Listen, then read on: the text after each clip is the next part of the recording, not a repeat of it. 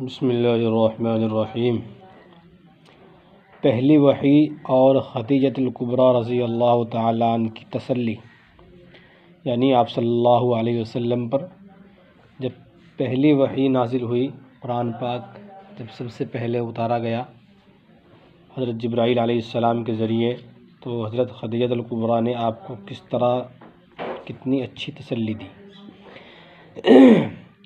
پھر ایک وہ دن آیا جب جبرائیل علیہ السلام وحی لے کر آئے اور انہوں نے نبی علیہ السلام کو آ کر کہا، اقرأ بسم ربک الذی خلق۔ چونکہ نبی علیہ السلام نے اس سے پہلے کبھی پڑھا نہیں تھا، تو آپ نے آگے سے جواب میں فرمایا، میں تو پڑھا ہوا نہیں ہوں۔ تو انہوں نے نبی علیہ السلام کو اپنے سینے سے لگایا اور خوب اچھی طرح دبایا۔ یہاں محدثین نے لکھا ہے کہ یہ بھی اصول فیض کا ایک طریقہ ہے، اسی لیے اللہ والوں کے ساتھ جب مرد لوگ معانقہ کرتے ہیں تو کئی مرتبہ اللہ تعالیٰ ایک سینے سے فیض دوسرے سینے میں ڈال دیتے ہیں۔ جب 3 مرتبہ ایسا ہوا تو اس کے بعد نبی علیہ السلام نے پڑھنا شروع کر دیا، مگر کیونکہ نبی علیہ السلام نے جبرائیل علیہ السلام کو اپنی اصلی حالت میں دیکھا تھا اور یہ کیفیت پہلی مرتبہ ہوئی تھی، تو آپ صلی اللہ علیہ وسلم پر ایک خوف سا طاری تھا۔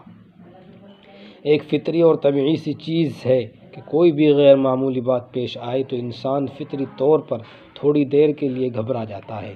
تو آپ صلی اللہ علیہ وسلم جب اپنے گھر تشریف لائے تو انہوں نے فرمایا، زملونی زملونی، مجھے کمبل اڑا دو۔ آپ کی اہلیہ صاحبہ نے آپ کو بستر پر لٹا کر آپ پر کمبل ڈال دیا۔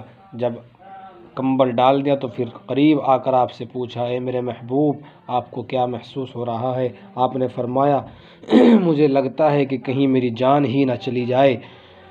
تو جب نبی علیہ السلام نے یہ الفاظ کہے تو اہلیہ صاحبہ جو آپ کی عاشقہ تھی، قدردان تھی، انہوں نے کہا، اللہ کی قسم کھا کر اللہ تعالیٰ آپ کو رسوا نہیں فرمائیں گے۔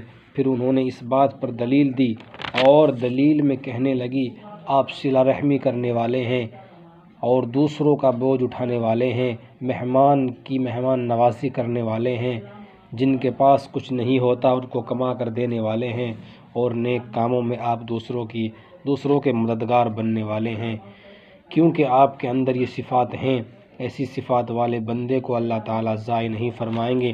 یہ دیکھیے کہ نیک بیوی کی صفت کیسی ہوتی ہے کہ پہلے وہ کیا جو خامد نے کہا، یعنی کہا کمبل اڑا دو، پھر پاس بیٹھی پیار بھری آواز سے، میٹھے میٹھے لفظوں سے ایسی تسلی کی باتیں کہیں۔ نبی علیہ السلام فرماتے ہیں کہ میرا دل کا جو غم تھا وہ ختم ہو گیا۔ یہ نیک بیویاں ہوتی ہیں اور یوں وہ اپنے خاوند کے دل جیتا کرتی ہیں، یعنی کہ خاوند کے دل میں اپنی جگہ بناتی ہیں۔ خاوند کے دل لڑائی سے نہیں جیتے جاتے، تلوار سے نہیں جیتے جاتے، پیار کے ذریعے جیتے جاتے ہیں، یعنی کہ پیار کے ذریعے ہی اپنے خاوند کے دل میں جگہ بنائی جاتی ہے۔ جو عورت اپنے خاوند کا دل پیار سے نہیں جیت سکی، وہ تلوار سے بھی اپنے خاوند کا دل نہیں جیت سکتی۔ تو نبی علیہ السلام کو بہت تسلی ہو گئی۔ خدیجۃ الکبریٰ رضی اللہ تعالیٰ عنہا آپ صلی اللہ علیہ وسلم کو پھر کہاں لے گئی؟ جب آپ صلی اللہ علیہ وسلم کی ایسی حالت ہو گئی، وحی نازل ہونے کے بعد آپ پریشان تھے، تو حضرت خدیجہ آپ کو کہاں لے کر گئی؟ اس کا بیان، مگر بیوی ایسی کہ اتنے پر ہی اس نے کام ختم نہیں کیا، یعنی کہ تسلی دے کر ہی کام کو ختم نہیں کیا۔ جب اگلا دن ہوا تو ان کے ایک چچا زاد بھائی تھے تو آپ صلی اللہ علیہ وسلم کے ایک خدیجہ زاد بھائی تھے، ان کے ایک چچا زاد بھائی تھے جو تورات کے بڑے ماہر تھے، عبادت گزار تھے۔ نبی علیہ السلام کو لے کر وہاں تشریف لے گئی اور وہاں جا کر کہا کہ اپنے بھائی کے بیٹے سے پوچھیں کہ ان کو کیا معاملہ پیش آیا۔ تو ورقہ بن نوفل نصرانی تھے اور عبرانی زبان جانتے تھے، چنانچہ انہوں نے پوچھا اور پھر کہا، یہ وہی فرشتہ ہے جو موسیٰ علیہ السلام پر آتا تھا، آپ پر آیا ہے، تو آپ تو اللہ تعالیٰ کے نبی ہیں۔ پھر تورات میں جو نشانیاں لکھی ہوئی تھی وہ بتائیں کہ آپ کی قوم آپ کی مخالفت کرے گی، اور ایک وقت آئے گا کہ آپ کی قوم آپ کو شہر سے نکال دے گی۔ اس پر نبی علیہ السلام نے حیران ہو کر پوچھا کیا مجھے نکال دیا جائے گا؟ انہوں نے کہا ہاں، اے کاش اس وقت اگر میں زندہ ہوتا تو آپ کی مدد کرتا۔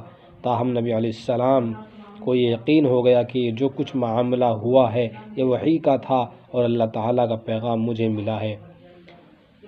اللہ تعالیٰ عمل کی توفیق عطا فرمائے۔ وآخر دعوانا الحمد للہ رب العالمین۔ السلام علیکم ورحمۃ اللہ وبرکاتہ۔